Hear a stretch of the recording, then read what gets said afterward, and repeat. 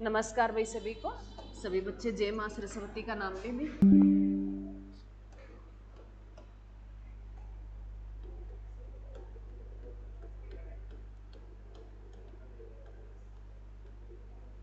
हम क्या पढ़ रहे हैं? पॉलिटी। पॉलिटी जो मैं लिखती हूँ मेरे बच्चों, पॉलिटिकल साइंस होता है। क्या होता है सब्जेक्ट? तो पॉलिटिकल है, साइंस होता है मेरे बच्चों, याद रखना। पॉलिटी जो है शॉर्ट शब्द में जैसे तुम बोलते हो कि पॉलिटी, तो पॉलिटी तो मैं लिखती हूँ पॉलिटिकल साइंस होता है सब्जेक्ट, तो याद रखना। उसके बाद जो हमने शुरू कर रखा था वो क्या कर रखा था मेरे बच्चों? कल संविधान सभा शुरू हो गई थी। क्या शुरू हो गई थी? संविधान सभा।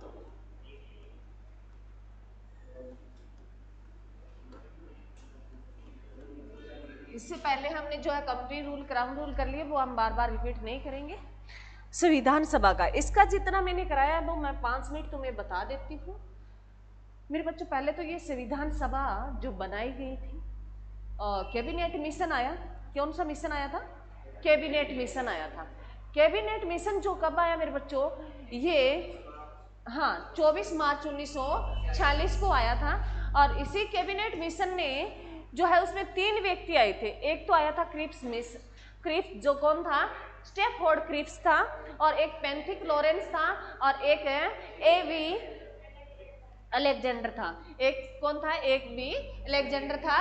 तो उन तीनों व्यक्ति, उससे पहले तुमसे पूछता है, याद रखना मैंने तुम्हें बताया था वे ये क्रिप्स जो है ये दोबारा आया था। क्रिप्स पहले मिशन आ गया था 1942 में जो है। उसके बाद ये 3 व्यक्ति अन्य एक संगठन लेके आते हैं, कैबिनेट मिशन आता है। और उसमें प्रोसेस बताया गया भी तुम ऐसे ऐसे अपना संविधान बना लो। उससे पहले एक सभा बनाएगी संविधान बनाने के लिए। जो इस सभा से क्वेश्चन बहुत बार आता है भी संविधान सभा का गठन किस मिशन के बाद किया गया था? तो कैबिनेट मिशन के बाद किया गया था। इसी संविधान सभा में मेरे बच्चों जो है सीटें पूछता है कई बार है भी इसमें जो है कितनी संविधान सभा के लिए कितनी सीटों पर इलेक्शन हुआ था, तो ये एग्जाम में बहुत बार पूछता है। तो मेरे बच्चों इसमें 3-8 है 9 सीटों पर हुआ था, सीटें थी ये। तो अब ये तुम्हारे मन में आता है मैडम 3-8-9 सीटें ही क्यों थी? क्योंकि इसका एक रीजन था मेरे बच्चों, जब हमारे देश की जो पॉपुलेशन थी, हमारे देश की पॉपुलेशन थी वो 40 करोड़ के आसपास थी। 40 करोड़ के आसपास हमारे देश की क्या थी? पॉपुलेशन थी। और उसमें ये बोला गया भी एक सीट जो है 10 लाख व्यक्तियों के बीच में एक जो है मेंबर बनाया जाएगा। 10 लाख तुम्हें याद रख लेना, ये कई बार पूछ भी ले। तो 10 लाख लोगों पर एक जैसे एमएलए होगा, मतलब पढ़ने के लिए इजी हो जाएगा, एक मेंबर चुना जाएगा। क्लियर है? तो ये इसके आसपास ही बैठी थी मेरे बच्चों। ये 300 जो है कितनी है 89 सीटों के आसपास ये आंकड़े बैठे थे। तो ये सीटों का गठन किया गया। अब तुमसे ये पूछता है भाई संविधान सभा में सीधा पूछता है भी कितनी सीटों पर चुनाव हुआ था, तो कितनी सीटों पर हुआ था मेरे बच्चों? 389 सीटें थी। इनके टुकड़े पूछता है भी इनमें कौन कौन सी सीटें क्या थी, क्योंकि अलग अलग थे ना हमारे देश में। जो 389 सीटों के मेरे बच्चों इनके टुकड़े किए गए। जो कल मैंने शायद तुम्हें एक डाटा गलत दे दिया था और तुमने बताया, हाँ हाँ ठीक है, जो मैंने तुम्हें बताया भी 296 सीट और इसमें से 93 सीट जो थी, ये डाटा था। मैंने 4 कमिश्नरी तो अलग लिख दी थी, परंतु इसमें से माइनस नहीं किया। मैंने तुम्हें ये 4 लिख के तो दिखा दिया था, परंतु यहाँ 4 माइनस करते मेरे बच्चों यहाँ क्या रह जाती है? 92 रह जाती है। क्या रह जाएगी? 92। ये मैंने 96 रख दिया था, ये थोड़ा ठीक कर लेना, ठीक है? तुमने फिर बाद में जोड़ के बताया नहीं मैडम तुमने गलत लिख दिया, तो मेरे ये दिमाग से निकल गई थी मेरे बच्चों। ये 4 कमिश्नरी इसमें प्लस करते हैं तब ये 296 ही हो जाते हैं, याद रखना, तब ये 296 ही हो जाते हैं। उसके बाद जो मेरे बच्चों, मैं ये 92 कर देती हूँ। तो ये जो 4 जो थी मेरे बच्चों 4 कमिश्नरी थी, 93 क्या थी? ये क्या थी? देसी रियासतें थी। देसी रियासतें थी। देसी रियासतें समझते हो मेरे बच्चों? जो है देसी रियासतें क्या थी, राजा महाराजा जो है राजा थे, छोटे छोटे टुकड़ियों पर अपना राज कर रहे थे। वो देसी जो अपने मतलब राजा किसको चुने जाते थे, जैसे मतलब अभी भी जैसे गांव में सरपंच चुनते हैं तो हम चुन लेते हैं ना बैठे, तो उन्होंने अपने आप इलेक्शन नहीं करवाया, मनोनीत कर दिया था भाई ये हमारा राजा है और ये हमारे जैसे गाँव का सरपंच है। तो वैसे उन्होंने 93 में जो सीट थी उसमें उन्होंने क्या कर दिया, इन सीटों को मनोनीत किया गया। ये सीटें कैसे थी, मनोनीत, निर्वाचन पूछे ना अभी कैसा चुनाव हुआ था, तो ये मनोनीत किए गए थे, मनोनीत। तो एग्जाम में पूछ लेता है भी संविधान सभा की कितने सीटें जो मनोनीत दोबारा चुनकर आई थी, तो कितनी आई थी, 93 आई थी, और वो कैसी थी, देसी रियासतें थी। इसमें आता है मेरे बच्चों ये क्या था, ये अगर बात करें 92 सीट जो है ये क्या थी, ये कांग्रेस की, कांग्रेस कौन सी, कांग्रेस सीटों पर जब उस टाइम हमारे राज कर रहे थे तो मैंने तुम्हें पढ़ाया भी अंग्रेज भारत की थी, अंग्रेज है क्योंकि ज्यादा बोलचाल किसका था, अंग्रेजों का था। तो ये कांग्रेस जो है सीट थी मेरे बच्चों, क्या थी, कांग्रेस, क्योंकि इलेक्शन हमारा कांग्रेस पूरे छाया हुआ था, तो ब्रिटिश या अंग्रेज भारत की सीटें थी, क्योंकि उस टाइम वही अंग्रेज पूरे भारत पर राज कर चुके थे। तो ये ध्यान रखना। और 4 कमिश्नरी जैसे हम आज यूटी पढ़ते हैं वैसे ये कमिश्नरी थी, तो कल मैंने तुम्हें बता दिया था, अब मैं रिवीजन दे देती हूँ। 4 कमिश्नरी जो मेरे बच्चों 4 क्या थी, ये कमिश्नरी थी, एक मिनट, 4 कमिश्नरी थी। 4 कौन कौन सी थी मेरे बच्चों, जिनको हम किससे पढ़ते हैं, ABCD से, AB और CD से पढ़ते हैं। किन से पढ़ते हैं, ABCD से पढ़ते हैं। ए क्या है मेरे बच्चों, अजमेर है, ए क्या है, अजमेर है, अजमेर है, और बी क्या है मेरे बच्चों, बलूचिस्तान है, बलूचिस है, और बलूचिस्तान कहाँ पड़ता है मेरे बच्चों, ये पाकिस्तान में पड़ता है, और अजमेर कहाँ पड़ता है, राजस्थान में पड़ता है। सी क्या है, ये कुर्ग, कुर्ग जो ये कर्नाटक में पड़ता है, ये कर्नाटक में पड़ता है। और डी मेरे बच्चों क्या थी, दिल्ली थी। ये 4 की थी कमिश्नरियां थी। क्लियर है, तो याद रखना, तो पूछ लेता, बहुत बार ऐसे सिंपल क्वेश्चन पूछे गए। उसके बाद जो है ये इलेक्शन हो गया था मेरे बच्चों, ये सीटें जीत के आ चुकी थी 389, परंतु संविधान सभा में भाग किन किन ने लिया, क्योंकि अब आती है भी कि इन सीटों में से कौन कौन ये सहमत थे भी हम संविधान सभा जो है उसमें शामिल होंगे, कितने मेंबर शामिल हुए थे। तो उसमें जो है मेरे बच्चों संविधान सभा में कितने मेंबर शामिल हुए थे मेरे बच्चों, संविधान सभा में 207 तो कांग्रेस सीटें थी, 207 क्या थी, कांग्रेस सीटें थी, और उनमें से जो 73 क्या निकल गए, 99 सीटों में से जो मुस्लिम है वो निकल गए, और उनमें से अब एक और है मेरे बच्चों पीछे वाला, वही देखो, इसकी जानकारी तुम्हें यही लिखनी होगी। इनमें जो है इन टोटल में सीटों में से क्या थी, 15 महिलाएं थी, क्या थी, 15 महिलाएं थी, क्या थी, 15 महिलाएं थी, 15 क्या थी, महिलाएं थी। मान लो पूरे इस 389 सीटों में क्या थी, 15 महिलाएं थी। उन 15 महिलाओं में से जो संविधान सभा में भाग लेगी वो 9 महिलाएं थी, उनमें जो है कितनी शामिल हुई, 9 महिलाएं शामिल हुई, 9 महिलाएं शामिल हुई। और यहाँ आके किसने मना कर दिया था, मुस्लिमों ने, जो है 73 सीटें थी। मुस्लिमों की कितनी थी मेरे बच्चों, 73 सीटें मुस्लिम की थी। कितनी होगी ये टोटल बताओ, कितनी होगी,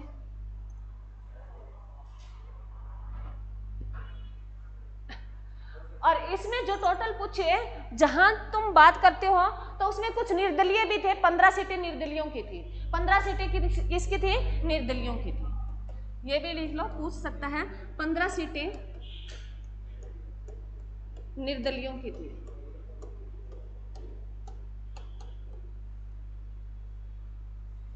निर्दलियों की थी, 15 सीटें किन की थी, निर्दलियों की थी। तो याद रखना भी भाग लिया था, ये जो मैंने बताया है उसमें 200 सीटें जो कांग्रेस वाली इन्होंने जो भाग लिया, इन्होंने भाग लिया संविधान सभा में, 9 महिलाओं ने भाग लिया, मुस्लिम ने भाग नहीं लिया मेरे बच्चों, मुस्लिम ने भाग नहीं लिया था।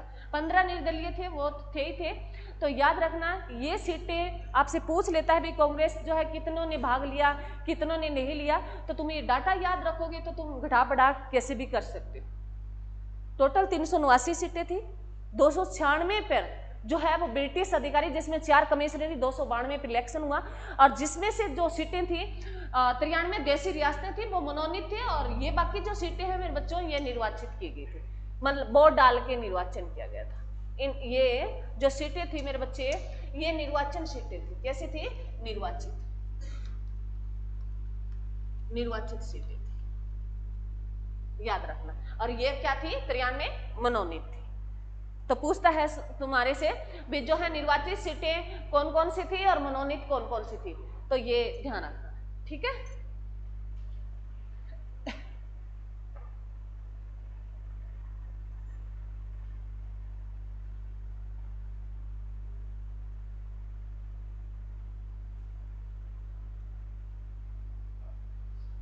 लिख लो, लिखना चाहो क्या? लिख लो, ये मैं थोड़ा छोटा कर देती हूँ, ये ऐड कर।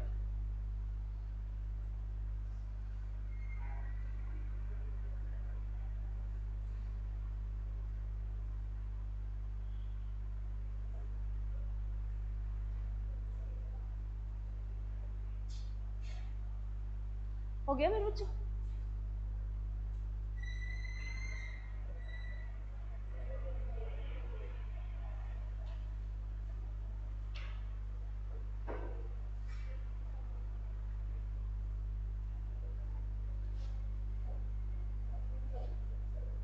हो गया?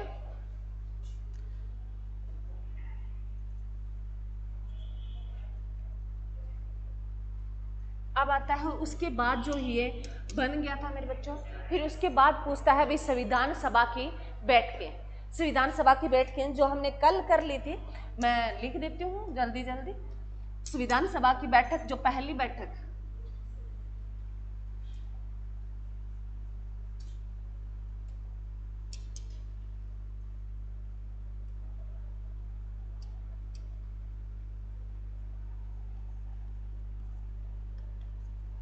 संविधान सभा की बैठकें,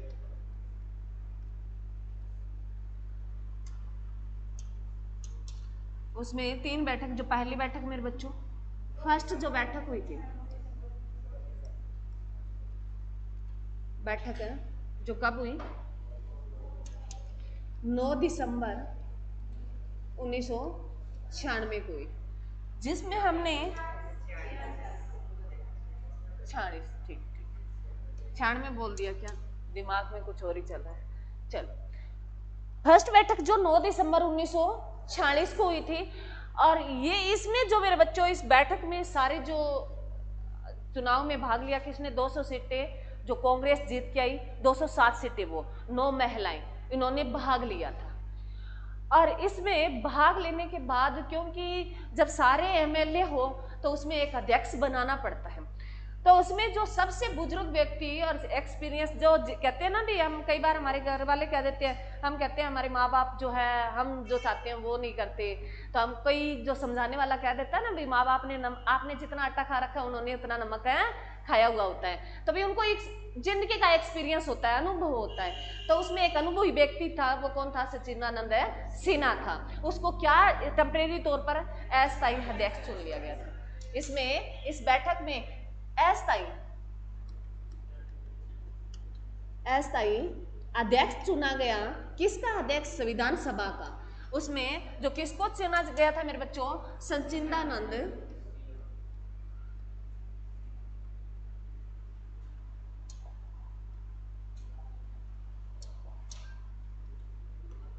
सिन्हा को क्या चुना गया? अस्थायी अध्यक्ष चुन लिया गया। और कहते हैं भी इसको इतना बड़ा पद, ये हम मजाकिया तौर पे लेते हैं, वास्तव में ऐसा कुछ नहीं था मेरे बच्चों। भी कहते हैं इसे इतना बड़ा पद मिलने के बाद है ये इससे समाया नहीं हुआ, ये क्या हो गया? एकदम हमें नौकरी मिल जाए तो हम भी हड़बड़ाहट में बीमार हो जाते हैं, तो ये क्या हो गया था? बीमार हो गया था। और तो कहते हैं अभी फिर तुरंत बैठक बुलाई गई। बैठक तो कंटिन्यू चली थी मेरे बच्चों, 9 को ही हुई, 10 को हुई, 11 को हुई, परंतु हम पढ़ते कौन कौन सी है? 10 9 वाली पढ़ते हैं, 11 वाली पढ़ते हैं और 13 वाली, क्योंकि उसमें कुछ अपडेट हुए थे तो वो पढ़ते हैं। बैठकें तो ये कंटिन्यू चली थी, 9 को भी थी, 10 को भी थी, तो हम पढ़ते वो हैं। हर कोई तुम्हें टीचर जो है यही पढ़ाएगा भी। फिर जो है सेकंड बैठक हुई थी, सेकंड है बैठक हुई थी, ये कब हुई थी मेरे बच्चों? 11 दिसंबर 1946 को हुई थी। इसी में क्या चुन लिया, जब बीमार हो गए सच्चिदानंद है तो इसमें स्थायी अध्यक्ष चुन लिए गए थे। कौन चुन लिए गए थे? स्थायी अध्यक्ष। किसके स्थायी अध्यक्ष? संविधान सभा। याद रखना मेरे बच्चों, मैं ये लिख नहीं रही तो तुम ये मत सोचना भी किसके, बैठक के नहीं थे, वो संविधान सभा के स्थायी अध्यक्ष थे। कौन थे? डॉक्टर राजेंद्र प्रसाद। ये वही राजेंद्र प्रसाद हैं जो हमारे क्या बनेंगे? पहले क्या बनेंगे? ये प्रेसिडेंट, राष्ट्रपति बनेंगे। और ये वही राजेंद्र प्रसाद है जिन्होंने हरियाणा में किसको सपनों का शहर कहा था? फरीदाबाद को। यह वही डॉक्टर राजेंद्र प्रसाद है जिन्होंने हरियाणा में कौन सी यूनिवर्सिटी की नींव रखी? केयू के कुरुक्षेत्र यूनिवर्सिटी की जो 1956 में नींव रखी वो डॉक्टर राजेंद्र प्रसाद ने रखी थी। और इसे जो है डॉक्टर राजेंद्र प्रसाद को बिहार का गांधी कहा जाता है। लिख लो ये बात, ये शायद मैंने तुम्हें नहीं लिखा, ये बाकी सारे लिखा दिए। डॉक्टर राजेंद्र प्रसाद को बिहार का क्या कहा जाता है? बिहार का गांधी कहा जाता है। बिहार का गांधी कहा जाता है। डॉक्टर राजेंद्र प्रसाद को क्या कहा जाता है? बिहार का गांधी कहा जाता है। उसके बाद जो मेरे बच्चों तीसरी बैठक हुई, जो कब हुई तीसरी बैठक? थर्ड बैठक जो है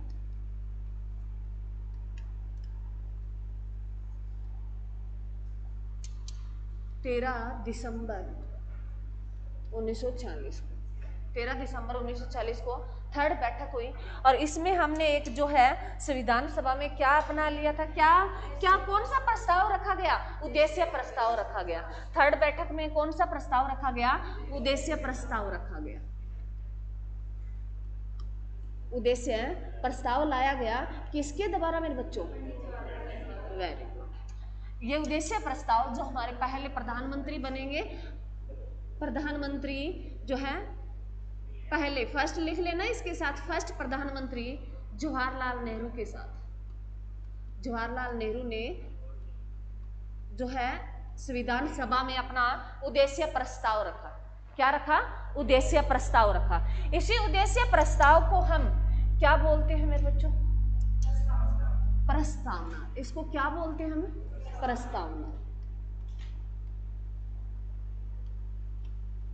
प्रस्तावना। इस उद्देश्य प्रस्ताव को हम क्या बोलते हैं? प्रस्तावना बोलते हैं। तो प्रस्तावना, ऐसा कोई बच्चा है जिन्होंने प्रस्तावना को नहीं पढ़ा? मतलब अपनी लाइफ में पढ़ा ही नहीं, देखा जरूर है परंतु पूरा नहीं पढ़ा। ऐसा कोई बच्चा आप में से हो भी प्रस्तावना को एक बार भी नहीं पढ़ा? तुमने पढ़ा सभी ने? पूछ लो क्या सन? क्या सन मत पूछना मैडम, पढ़ तो रखा है। प्रस्तावना जो मेरे बच्चों, ये एनसीईआरटी की जितनी भी बुक्स आती है उसके बुक्स के पहले फ्रंट पे लिखा होता है प्रस्तावना का, बहुत अच्छे शब्दों में। और उसमें मान लो उसको ध्यान से तुमने रट्टा मारा है, उसको ध्यान से देखना कितने प्रॉपर तरीके से शब्द उसमें संजोए गए हैं, कितनी अच्छी तरीके से उसको लिखा गया है। तो प्रस्तावना की जो भाषा है, पहले तो ये बता दो मेरे बच्चों किस देश से ली गई है? प्रस्तावना की जो भाषा है वो किस देश से ली गई है मेरे बच्चों? ऑस्ट्रेलिया से। प्रस्तावना की भाषा किस देश से ली गई है? ऑस्ट्रेलिया से ली गई है। ऑस्ट्रेलिया से ली गई। प्रस्तावना की भाषा किस देश से ली गई है? ऑस्ट्रेलिया से ली गई है। और प्रस्तावना जो कंसेप्ट है कहां से लिया है? यूएसए से। प्रस्तावना जो कंसेप्ट है वो कहां से लिया है? यूएसए से।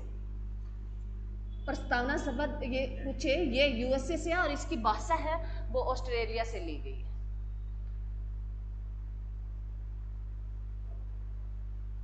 जब प्रस्तावना पढ़ते हो तो उसमें भारत जो शब्द है उसका कितनी बार जिक्र किया गया? भारत 2 बार किया गया मेरे बच्चे। हम भारत के लोग भारतवासी, ऐसे कुछ है तो पहली लाइन में ही है, स्टार्टिंग में ही है। तो ये पूछता है कि प्रस्तावना जो है उसमें भारत शब्द का कितनी बार जिक्र किया गया है? तो लिख लो, भारत शब्द का प्रस्तावना में मेरे बच्चों भारत शब्द का 2 बार जिक्र किया गया है।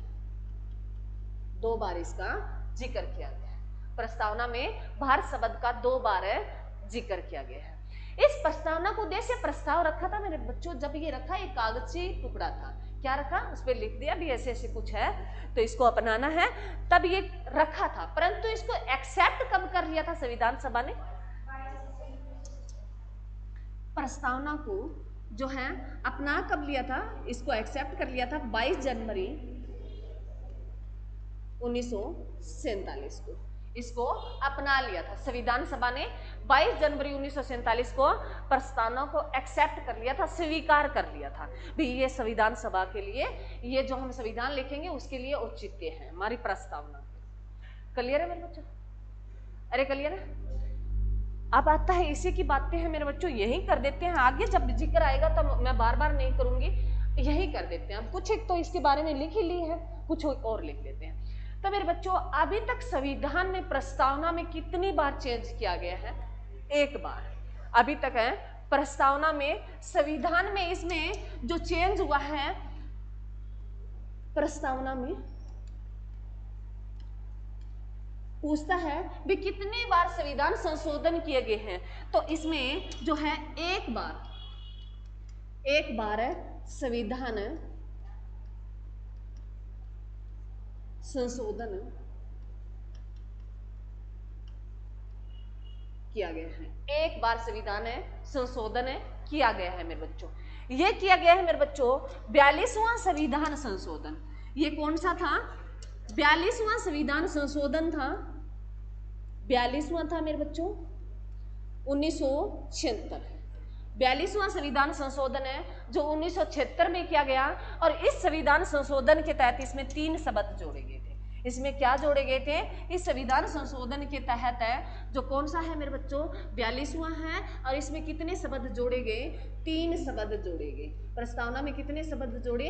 3 शब्द जोड़े, जो एग्जाम में बहुत बार पूछता है। जिसमें पहला शब्द है मेरे बच्चों समाजवाद, समाजवाद, और दूसरा शब्द है मेरे बच्चों पंथ निरपेक्षता,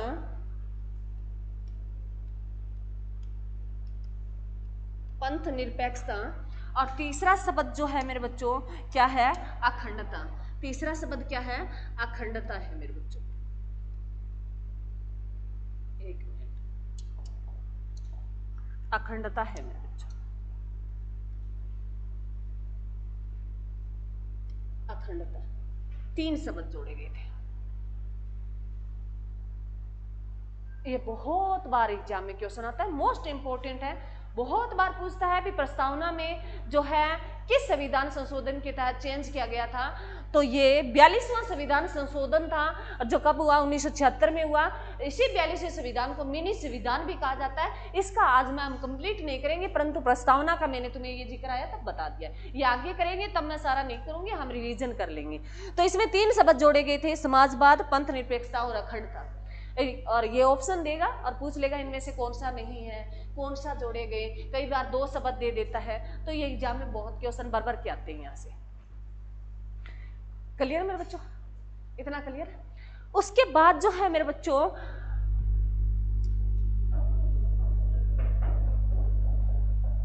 हाँ, दिमाग से निकल गई थी बात। कई बार ना मैं बताना कुछ चाहती हूँ, कई बार दिमाग से हट जाती है।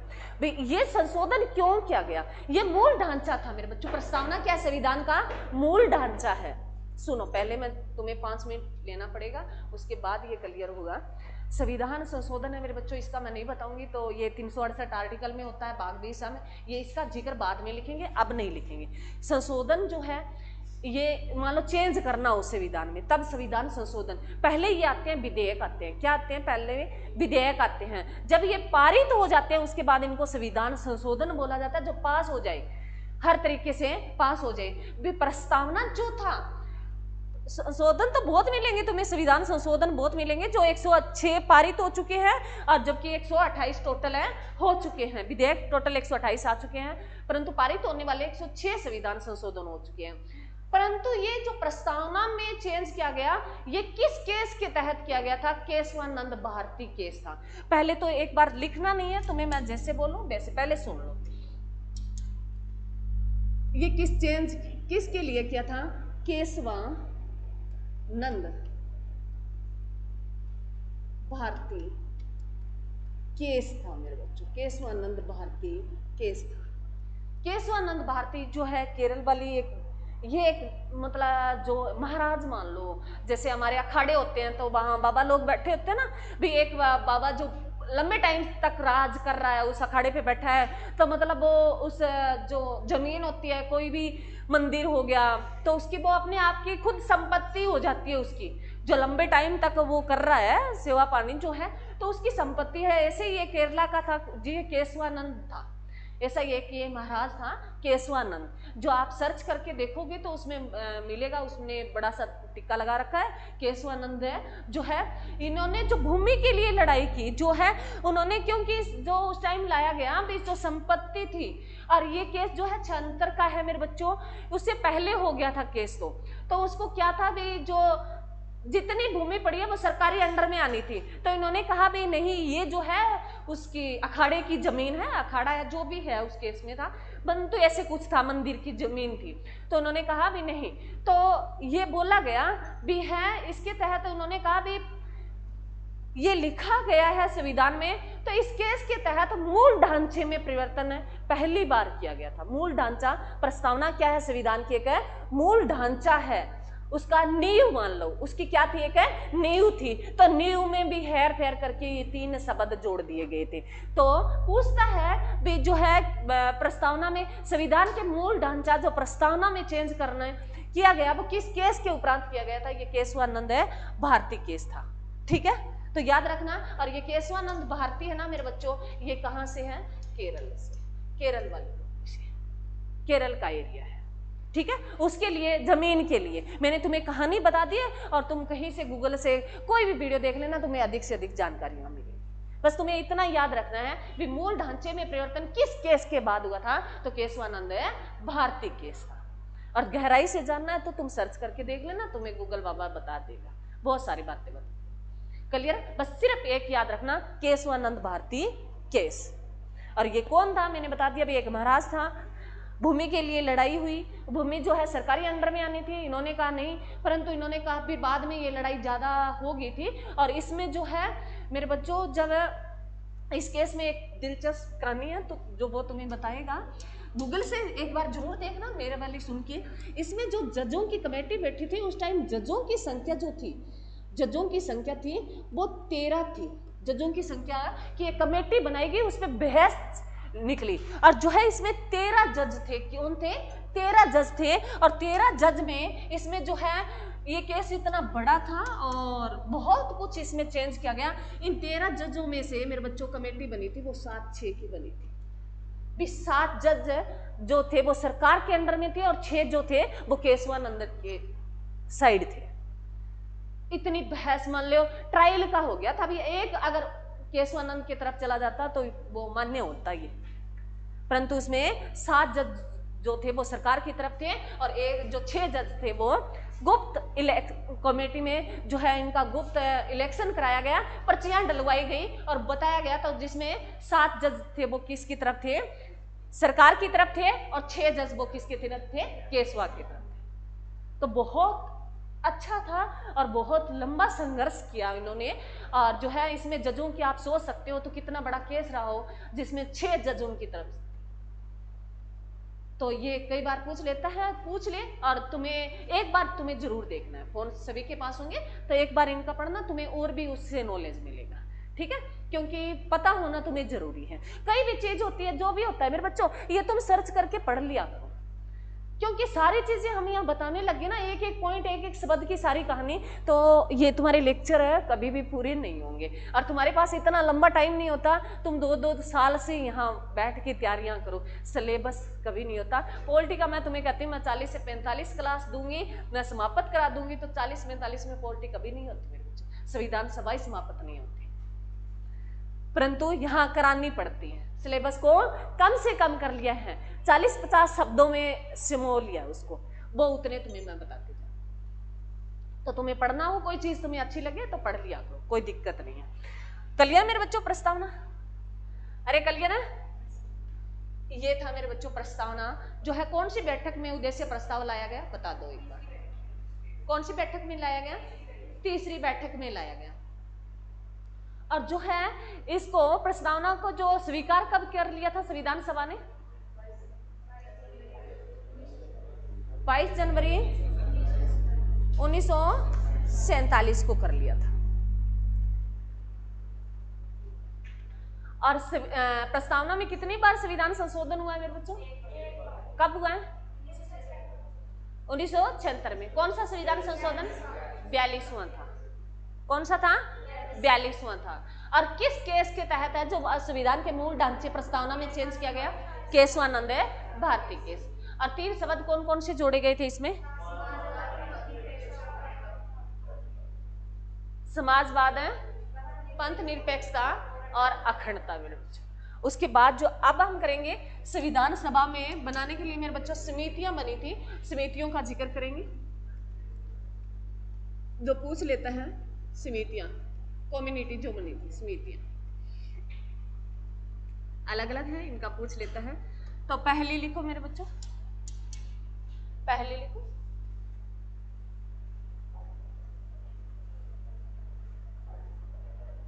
संविधान, ये पूरा लिख लेना तुम। संविधान सभा की प्रमुख समितियां, प्रमुख ही पढ़ेंगे, सारी नहीं पढ़े, कुछ एक पढ़ेंगे।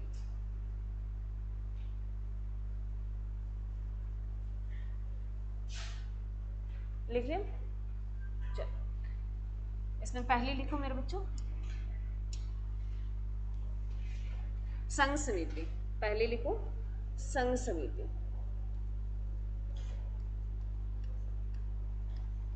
संघ समिति। और हर समिति का एक अध्यक्ष बनाया गया। संघ समिति के जो अध्यक्ष थे मेरे बच्चों, कौन थे? पंडित जवाहरलाल नेहरू।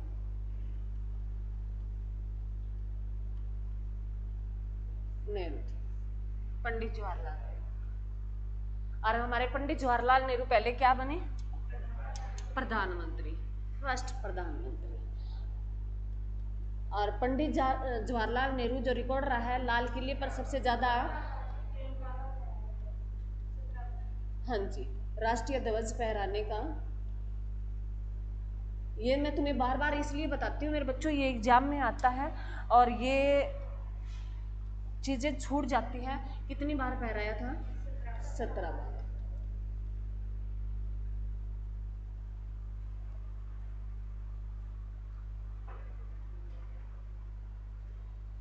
उसके बाद है मेरे बच्चों प्रांतीय समिति। उसके बाद है प्रांतीय समिति।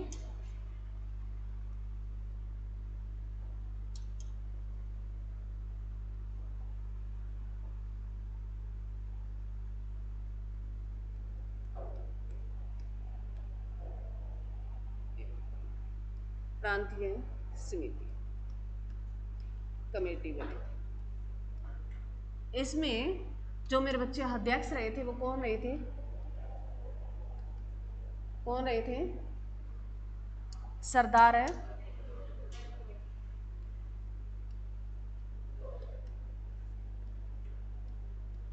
वल्लभ भाई पटेल। सरदार वल्लभ भाई पटेल।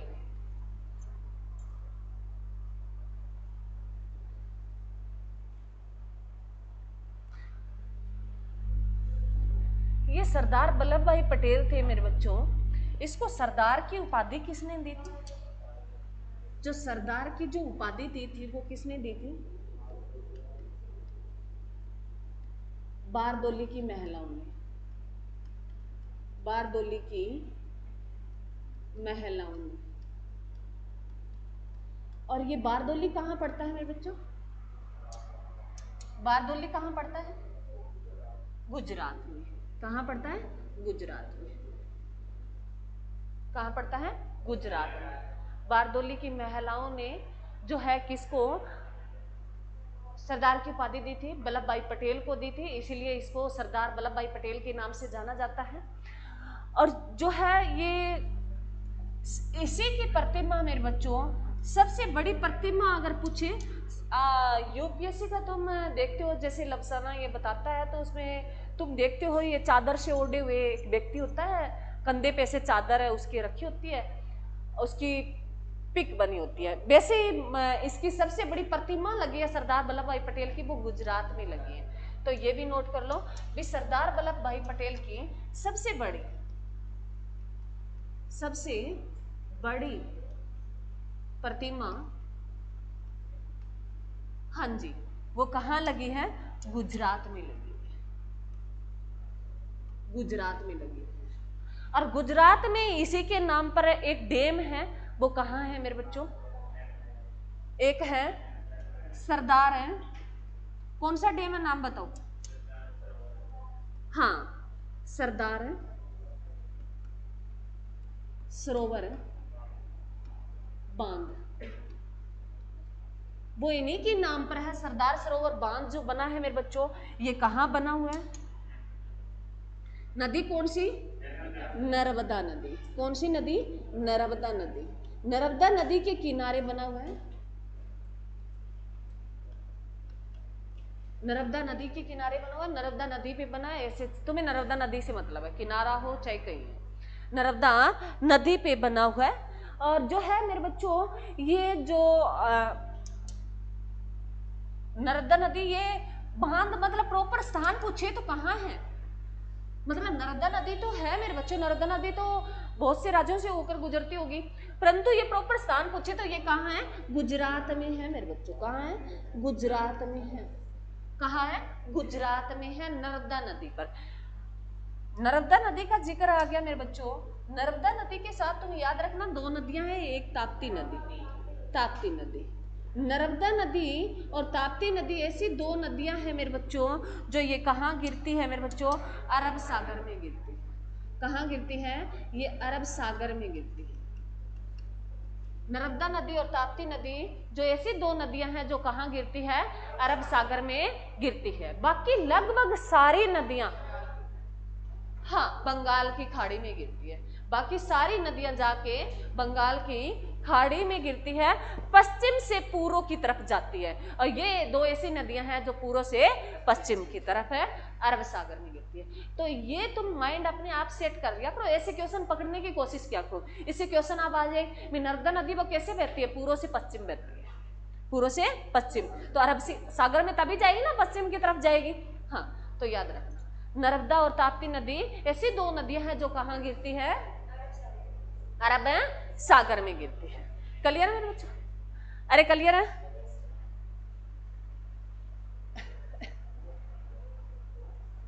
और सरदार वल्लभ भाई पटेल जो है मेरे बच्चों हमारे क्या रहे हैं? पहले स्वतंत्रता भारत के क्या बने? पहले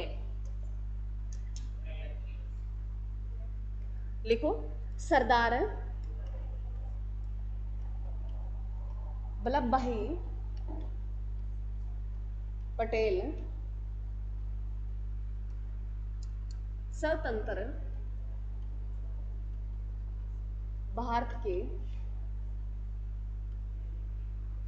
फर्स्ट गृह मंत्री, और उसके बाद कौन सा पद मिला मेरे बच्चों? उपराष्ट्रपति। क्या मिला? वो प्रधानमंत्री बने या राष्ट्रपति? उप प्रधानमंत्री बने, प्रधानमंत्री।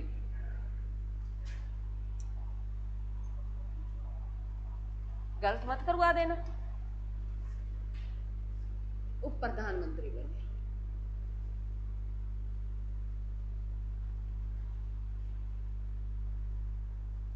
ये हमारे स्वतंत्रता भारत के जो है फर्स्ट क्या बने? गृह मंत्री, और फर्स्ट है उप अब तुम्हें आएगा मैडम दोनों ही साथ कैसे बने। तो पहले मेरे बच्चों जब 47 में आजाद हो गया था हमारा देश, तो इन्हें जो मंत्रालय दिया गया था वो गृह मंत्रालय सौंप दिया गया था। इन्हें कौन सा मंत्रालय सौंप दिया गया था? गृह मंत्रालय। उसी के तहत जैसे मैंने तुम्हें हमेशा बताया है, जैसे हम संविधान सभा पढ़ के आए हैं तो मैंने तुम्हें कहा है विदेशी रियासतें हुआ करती थी, देसी रियासतें। देसी रियासतें मेरे बच्चों जो मतलब तुम मूवी देखते हो, अब तो तुम्हें कैसे अनुभव करवाऊं भी, राजा ऐसे हुआ करता था, तो मूवी में देखते हो तो वो फीलिंग आती है ना, जैसे हम वर्तमान में वो चीजें रियल लगने लग जाती हैं। तो राजा है, अलग अलग छोटे छोटे कस्बे का राजा होता था, छोटे छोटे कस्बों का राजा होता था। तो उनमें जो है देसी रियासतों में जो सबसे बड़ी रियासतें थी वो हैदराबाद और जूनागढ़ की थी। उस देसी 93 देसी रियासतों का मैंने जिक्र किया है। उन सभी 93 देसी रियासतों में जो सबसे बड़ी रियासतें थी वो कैसी थी? हैदराबाद और जूनागढ़ की थी। लिखो, क्योंकि इस सरदार वल्लभ भाई पटेल के संबंधित जितने मेरे को ध्यान है मैं सारे क्वेश्चन तुम्हें ये करवा दूंगी। भी उन देसी रियासतों में देसी, मैं दोबारा वो बातें लिख रही हूँ, देसी रियासतें कितनी पढ़ के आए हैं मेरे बच्चों? 93 पढ़ के हैं। उन 93 में से दो सबसे बड़ी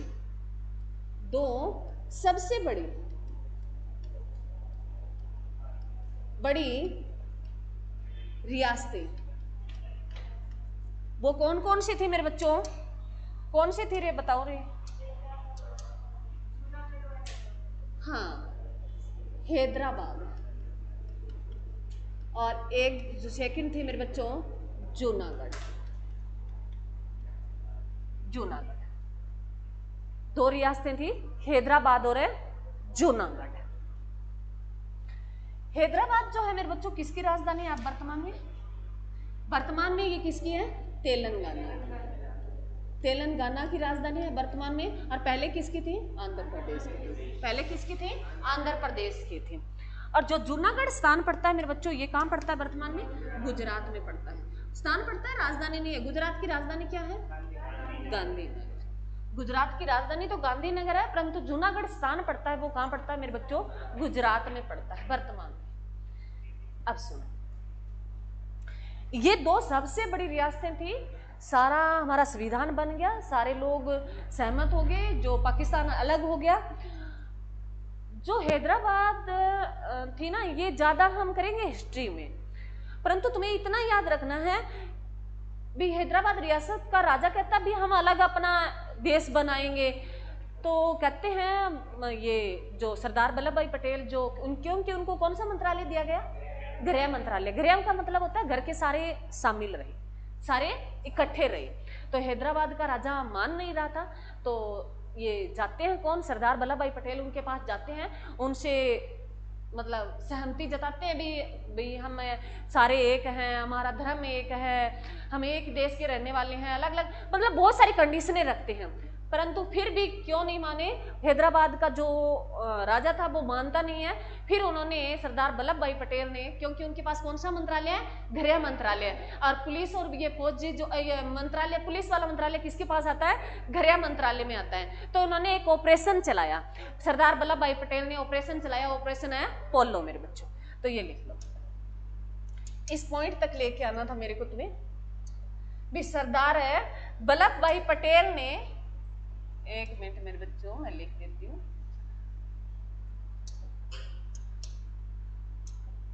सरदार वल्लभ भाई पटेल ने भारत में मिलाने के लिए किसको? भारत में मिलाने के लिए किसको? हैदराबाद को भारत में था, भारत का हिस्सा, परंतु क्या था? ये देसी रियासतें थी। कहते हैं हम अलग अपना देश बनाएंगे। तो इसमें मिलाने के लिए सरदार वल्लभ भाई पटेल ने कौन सा चलाया? ऑपरेशन पोलो मेरे बच्चों। ऑपरेशन पोलो चलाया गया। ये कब चलाया गया? 1948 में। 1948 में चलाया गया ऑपरेशन पोलो। 1948 में चलाया गया था। और किसके द्वारा? सरदार वल्लभ भाई पटेल के द्वारा। जैसे ऑपरेशन सिंदूर चला वैसे है। तुम्हें अगर फीलिंग दिलानी हो भी कैसे था ऑपरेशन, तो ऑपरेशन जैसे सिंदूर था मेरे बच्चों, वैसे ही ऑपरेशन पोलो था। किसको मिलाना था? मतलब जो चीज बात करने से ना माने तो उसको कौन सा हथियार अपनाते हैं? फिर लाठी वाला, डंडे वाला, जो हैवी बंदूक वाला, पिस्टल वाला, राइफल वाला, जो भी है। तो इन्होंने हथियार अपनाया कौन सा? ऑपरेशन पोलो चला के हैदराबाद को किसमें विलय कर लिया था? भारत में। भारत का हिस्सा था, परंतु वहां राजा थे, वो मनमानी कर रहे थे। क्लियर मेरे बच्चों? सारे रिवीजन करो, जितनी बातें मैंने बताई। मैं पानी पी लेती हूँ, उसके बाद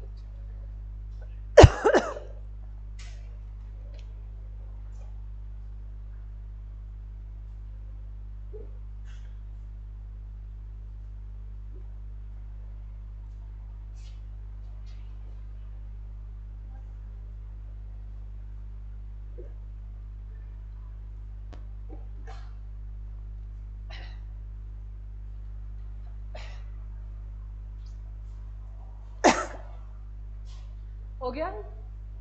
चलो, उसके बाद एक और लिखा है हमने। क्या लिखा है? जूनागढ़। क्या लिखा है मेरे बच्चों?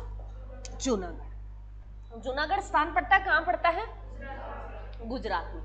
तुम्हें इससे संबंधी याद रखना है मेरे बच्चों,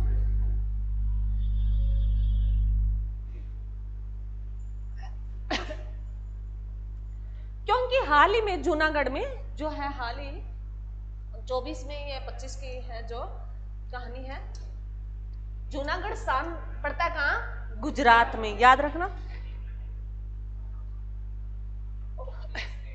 एक मिनट मेरे बच्चों, मेरा ना गला। जूनागढ़ स्थान है ना मेरे बच्चों, ये सिंधु सभ्यता। एक मिनट, सिंधु सभ्यता मैं बताऊंगी सारी कहानी क्या है।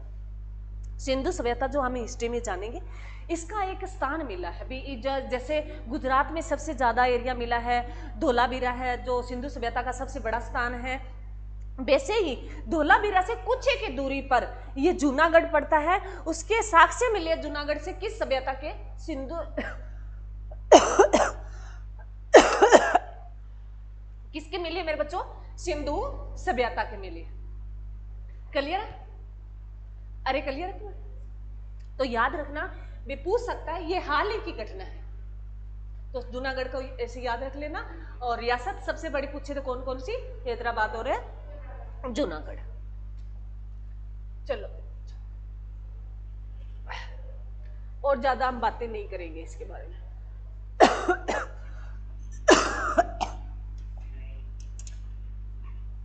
चलो अगली लिखो, समितियां लिख रहे थे ना, लिखो मेरे बच्चे।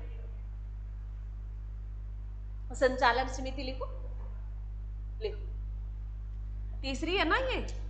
अरे तीसरी लिख रहे हैं ना? हाँ, थर्ड जो है संचालन समिति।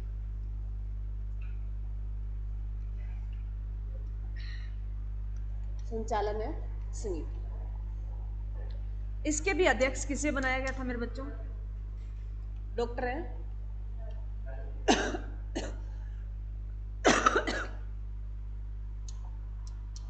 कई बार खांसी आने लग जाती है ना, बहुत आती है। डॉक्टर राजेंद्र प्रसाद को इसका क्या बनाया गया था? अध्यक्ष बनाया। उसके बाद लिखो राष्ट्र ध्वज समिति, ये भी डॉक्टर है राजेंद्र प्रसाद। राष्ट्र है ध्वज समिति, राष्ट्र ध्वज मेरे बच्चों, राष्ट्र है ध्वज, राष्ट्र अब चल गया, राष्ट्र ध्वज समिति है। हाँ, राष्ट्र ध्वज है, आधा दहा आएगा। दिमाग पता नहीं कहाँ चला गया है, फांसी की साथी। राष्ट्र ध्वज समिति, इसी के अध्यक्ष भी कौन थे मेरे बच्चों? डॉक्टर राजेंद्र प्रसाद थे। इसी के भी अध्यक्ष कौन थे? डॉक्टर राजेंद्र प्रसाद।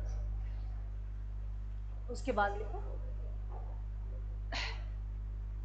अल्पसंख्यकों की समिति, जो है जे के मुखर्जी। अल्पसंख्यक पांचों है।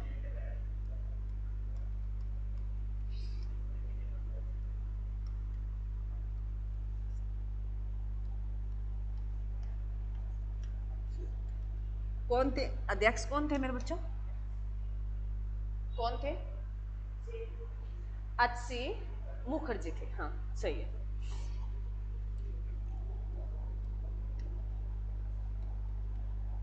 एच.सी. मुखर्जी थे। एच.सी. मुखर्जी थे। ये बहुत कम पूछता है, प्रारूप के बारे में ज्यादा पूछता है। काफी थी। उसके बाद लिखो मेरे बच्चों मौलिक अधिकारों की उपसमिति। मौलिक अधिकारों की उपसमिति छठी है।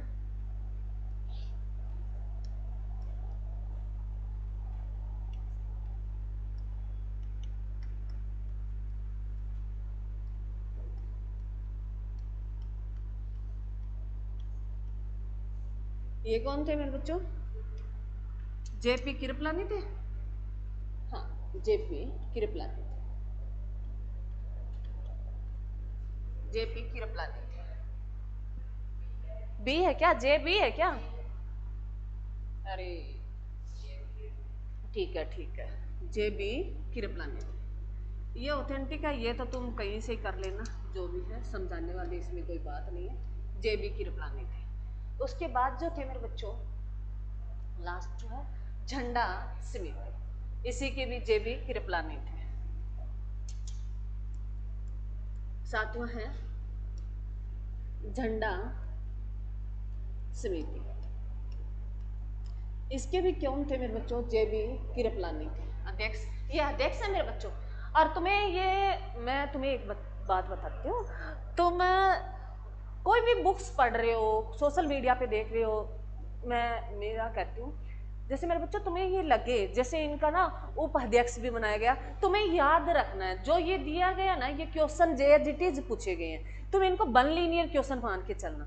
इसमें कई बार उपाध्यक्ष भी बोला गया है, किसी में अध्यक्ष बोला गया है, तो तुम्हें सिर्फ अध्यक्ष से याद रखना है। तुम ज्यादा इसमें ज्यादा घुसोगे ना तुम कंफ्यूज हो जाओगे। तो तुम्हें इनके नाम याद रखने हैं और इनके मिलान पूछ लेता है, तो इसमें जे बी कृपलानी किया है। दो, एक मौलिक और एक है झंडा समिति। मौलिक अधिकार का जिक्र हम यहाँ नहीं करेंगे। मौलिक अधिकार जो है हमारे, हाँ हम तीसरा जो है भाग पढ़ेंगे, उसमें मौलिक अधिकारों का जिक्र है, तो वहां सारी बातें करेंगे। आज मैं इसके बारे में कुछ नहीं बताऊंगी। उसके बाद है मेरे बच्चों प्रारूप समिति, इसके बारे में जिक्र करेंगे। जो ऑथेंटिक है प्रारूप समिति, इसका जिक्र करेंगे, जो है 8वीं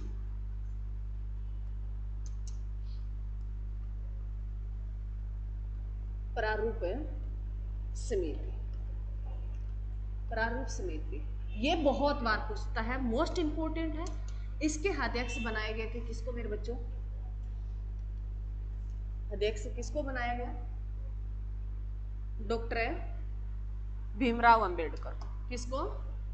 डॉक्टर भीमराव, भीम नहीं लिखा क्या? भीमराव अंबेडकर मेरे बच्चों। डॉक्टर है भीमराव अंबेडकर। ये मेरे बच्चों तुम्हें कभी ऐसे तुमने सोचा भी डॉक्टर ही क्यों लगाते हैं इसके आगे? क्या डॉक्टर थे ये साथ में? बाकी जो पीछे बच्चे बैठे हैं, जब डॉक्टर लगाते हैं मेरे बच्चों नाम के पीछे, तब डॉक्टर होते हैं तभी लगाते हैं क्या डॉक्टर? जिन्होंने कोई सब्जेक्ट में पीएचडी कर ली हो तो उसके नाम के आगे क्या लग जाता है? डॉक्टर लग जाता है। तो इन्होंने वकालत की पीएचडी कर ली थी वकालत में, तो इनके आगे क्या लगा था? डॉक्टर। जितने भी हम लगा के आए हैं, जैसे डॉक्टर राजेंद्र प्रसाद है तो इसे डॉक्टर लगता है, ये बात याद रखना। हाँ पीएचडी होती है। प्रारूप समिति जो मेरे बच्चों कब ये कब तैयार हुई थी? प्रारूप समिति जो कब आई थी? 29 अगस्त 1947 को आई थी। इसका जो ढांचा तैयार किया गया था वो 29 अगस्त मेरे बच्चों 1947 को। भीमराव अंबेडकर को संविधान का क्या कहा जाता है? भीमराव अंबेडकर को संविधान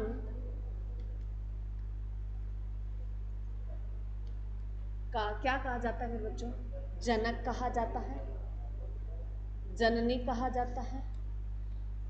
ये जो सुन लो, मेरी सारी बातें सुननी है। भीमराव अंबेडकर को संविधान का जनक कहा जाता है, जननी कहा जाता है। जननी कहने वाले केवी राव थे, ये लिख लो, ये एग्जाम में क्वेश्चन आया हुआ है। जननी कहने वाले जो व्यक्ति थे वो केवी राव थे। संविधान का जनक जो है भीमराव अंबेडकर को कहा जाता है। संविधान की जननी जो है किसको कहा जाता है? भीमराव अंबेडकर को कहा जाता है। ये नाम, ये शब्द कहने वाले जो थे वो कौन थे? केवी राव थे। और इसके साथ ही अगर पूछे भी संविधान सभा का वास्तुकार किसे कहा जाता है, इसे किसके नाम से जाना जाता है? ये शायद एक दिन जो है कोई क्वेश्चन तुमसे टेस्ट लिया था, उसमें पूछा गया था। संविधान सभा का जो है वास्तुकार भी किसे कहा जाता है? भीमराव अंबेडकर को कहा जाता है। संविधान का वास्तुकार भी पूछे तो किसको कहा जाता है? भीमराव अंबेडकर को कहा जाता है। जनक भी पूछे तो किसको कहा जाता है? भीमराव अंबेडकर को कहा जाता है। और जननी भी पूछे तो किसको कहा जाता है? भीमराव अंबेडकर को। ठीक है मेरे बच्चों, उसके साथ तुम्हें याद रखना है, जैसे मैंने तुम्हें जो प्रस्तावना लिखाई वहां एक लाइन ऐड और कर लो। अब याद आइए मेरे इसके साथ ही, पंडित जवाहरलाल नेहरू ने संविधान की आत्मा प्रस्तावना को कहा था। तो ये एग्जाम में क्वेश्चन आता है कि प्रस्तावना को संविधान की आत्मा किसने कहा? प्रस्तावना को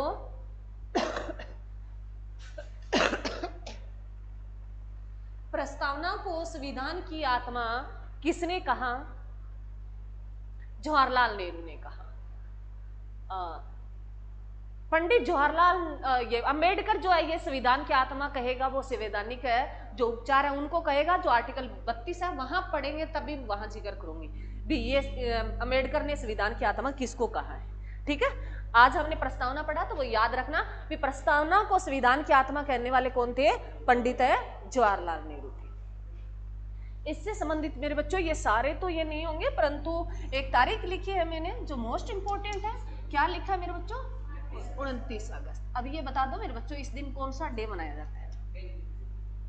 खेल दिवस, राष्ट्रीय खेल दिवस मनाया जाता है। राष्ट्रीय खेल दिवस किसकी याद में मेरे बच्चों? मेजर ध्यानचंद की, क्योंकि 29 अगस्त को जन्म हुआ है, मृत्यु हुई है, बताओ रे। मेजर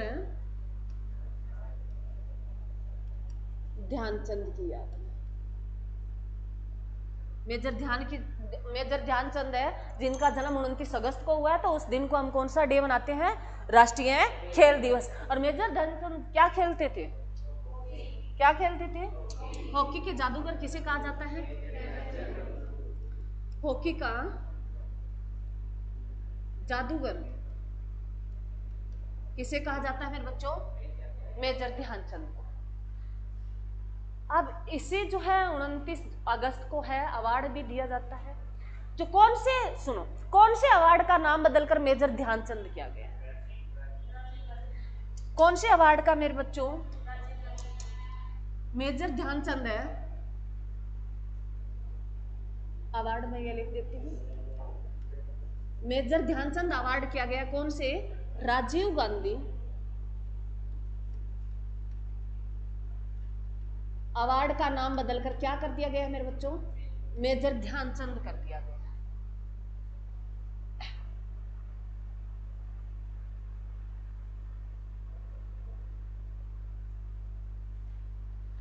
क्या कर दिया गया है? मेजर ध्यानचंद कर दिया। और ये जो है हाल ही में दिया गया है, कितने व्यक्तियों को दिया गया है? ये क्वेश्चन पूछता है मेरे बच्चों, मेजर ध्यानचंद अवार्ड जो मिला है अभी हाल ही में, जो 4 व्यक्तियों को मिला है, कितने व्यक्तियों को मिला है? मेजर ध्यानचंद अवार्ड है 4 खिलाड़ियों को दिया गया है। किन को दिया जाता है? खिलाड़ियों को। कौन कौन से, कोई बच्चा बता सकता है? लिखाया है मैंने तुम्हें, बताओ रे।